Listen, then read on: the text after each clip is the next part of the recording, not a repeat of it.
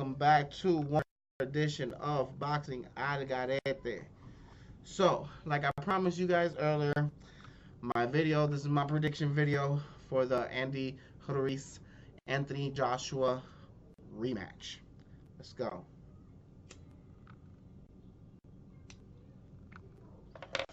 So, um, there's been a lot of issues today, a lot of talk about about the weight.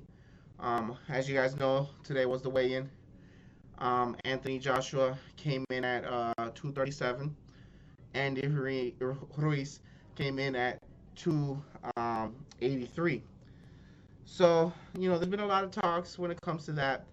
And, I kind of want to, before I give you guys my full-on prediction and my breakdown of the fight and my keys to victory, I want to talk a little bit about this whole weight situation and kind of put that shit to rest because personally I just think it's all bullshit. So, let me give you guys a few details about the weights. Andy Ruiz in the first fight came in at 268. Now in the second fight, like I mentioned before, he came in at 283. Before that, he fought Alexander Dmitrienko. He weighed 262. Now, before that, he fought Kevin Johnson. He was 252. Now, in that fight, it went to decision. Kevin Johnson was 257, so they were around the same weight. Not much of a difference. Now, with Joseph Parker, he was 256. Joseph Parker for that fight was 247. We all know that he lost that fight to Joseph Parker by decision. Even though a lot of people, including myself, feel he won that fight. But it was a tough fight for him, and it was at 256. Before that, he fought a guy named Franklin Lawrence. He was 252 when he fought him. And the interesting thing about it was that this fight also went to decision, and Franklin only weighed 220. A lot of people are saying also that this is the heaviest they've ever seen Andy Ruiz. I wanna correct that. This is not the heaviest he's been in his pro career. In his second fight, he was 292. So he has been heavy in fights before. So,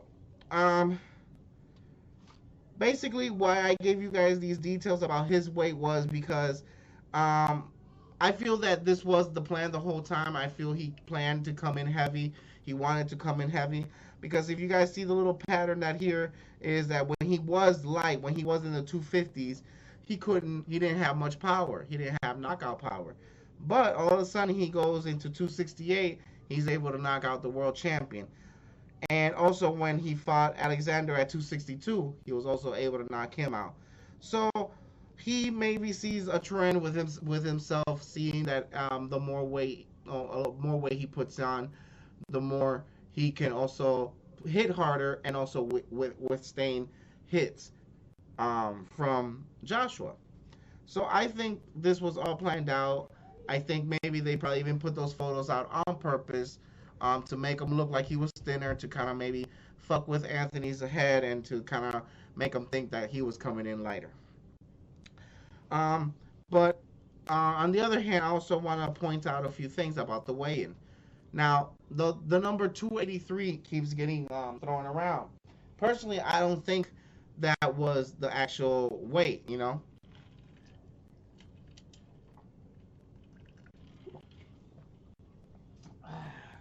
Excuse me. So, I don't think that was the actual weight. Because, first of all, I didn't see Andy take off his shoes. He did not take off his pants. He didn't take off his shirt. He was wearing a chain. He was wearing a sombrero. Yo, that's at least 3 to 5 pounds of shit, of stuff on him. So that 283, I want to say maybe more of a 279, 278. I'm just saying. Now, on the other hand, with Anthony Joshua is a little bit of the opposite. He came in at 237, 10 pounds less than what he was. But if with the point that I was making with Andy, it could be also even less than that because he did not take off his headphones, he did not take off his pants, and I did not see him take off his shoes either. So if he weighed in with all those things, he could also be at like a 235. So he can actually be even lighter than what we think he really is. But as I did with Andy, I'm gonna do a little bit of breakdown of Anthony Joshua's weights.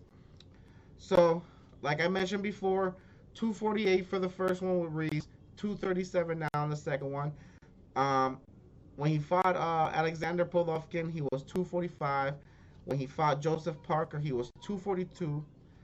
When he fought um, Carlos Takan, he was 254. Now, I want to bring a point on this one. When he fought Carlos Takan, he was 254, and Carlos Takan was 235. And we all know Carlos was able to hurt and give trouble to Anthony Joshua in that fight. Moving on. Vladimir Klitschko, he was 250, and Vladimir was 240. Vladimir was able to drop Anthony Joshua, also was the lighter man. And finally, Dylan White. Dylan White, when he fought Dylan White, he was 245. Dylan White weighed 247. So they were practically the same size, same weight at least. And we all know that Dylan White was able to hurt Anthony also in that fight. So, like I said, everybody's tripping on Andy Ruiz about the weight, about being so heavy. I personally think it's the other way around. I think we should be paying more attention to Anthony because of the weight loss. I don't think he's going to be able to retain those punches. Um, he was not able to retain punches when he was at a heavier weight, as I can see here. So, what makes me think that he's going to be able to take punches at even a lighter weight, especially from a guy who's coming in heavier that he did the last time, and he last time was able to knock him down. But anyways, let's get down to the breakdown. My keys to victory. My keys to victories for Anthony Joshua is pretty simple. You know, he needs to apply the Klitschko method. You know, jab, jab, right hand, hold when he needs to, and move. You know, move around, keep him at bay, keep him at the end of the jab. You know, just keep moving, keep him at bay, and keep holding him. Now, but at the same time, as I say that, he can't get gunshot like Klitschko, Tyson Fury. Can't have that one of those moments where he, gets too shy with the right hand or too shy at all and he doesn't throw anything. He has to throw. He has to engage with Andy Ruiz. He has to earn Andy Ruiz's respect. He even has to, at one point in the fight, push back Andy Ruiz, get him to go backwards. That's going to be the only way Anthony Joshua wins this fight, is by doing all those things. He needs to actually stand in there in the inside for a little bit and fight in the inside. Show respect. Make Andy think twice about going in. If he doesn't do that, he's not gonna win this fight. Keys to victory for Andy. Now everybody's saying constant pressure, constant pressure, constant pressure. I totally agree with that. But at the same time, there needs to be smart pressure. Now, another thing that a lot of people haven't mentioned is, they keep bringing up the left hook that hurt Anthony. Yes, it was a left hook to the butt. But if you guys watched the fight, there was also a right hand that Andy threw that to the body that hurt Anthony Joshua. So I personally think that the key to victory for Andy is to work to the body. Jab, jab to the body, left hook to the body, or jab, jab upstairs and end with the left hook to the body. Start downstairs to the body, go up top or go up top and work your way down.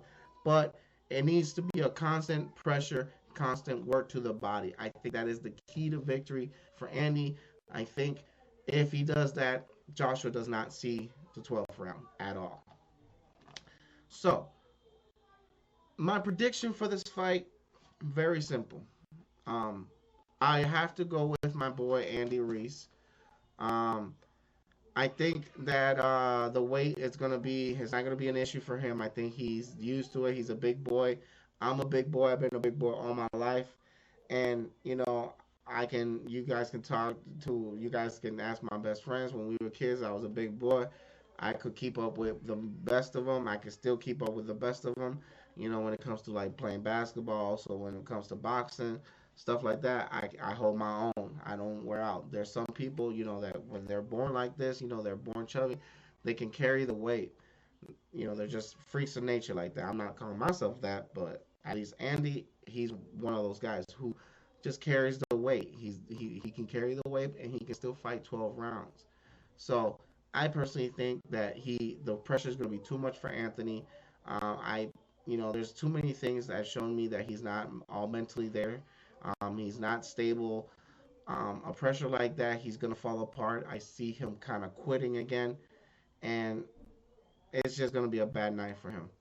I don't really think this goes decision, but if it does, I still favor Andy Reese. A lot of people are saying that if it goes decision, Joshua wins this because either he's gonna outbox him or you know it's gonna be a robbery. Nah, whatever. I personally don't think Anthony Joshua outboxes Andy Reese because personally I think Andy Reese is the better fighter overall and has the better skills. So I actually think that Andy Reese can outbox Anthony Joshua if they both decide to box in this fight. So in a decision, I also have Andy Reese winning this fight. So um, in conclusion, I will be going live tomorrow. I'm not sure if I will be able to catch the full event. I have to work. I'll probably be getting here around 1. I know the event starts like around 10 or 11. So, but I know that the final fight is not until like 2, maybe 3 around there. So hopefully at least I'll catch the main event. I will be going live for that. I will be going live for the Charlo event as well. Also be look out for the the Charlo prediction as well. I'll be making a video on that. And subscribe to the channel. Hit that like button. Um, please leave me your comments. Let me know what you guys think.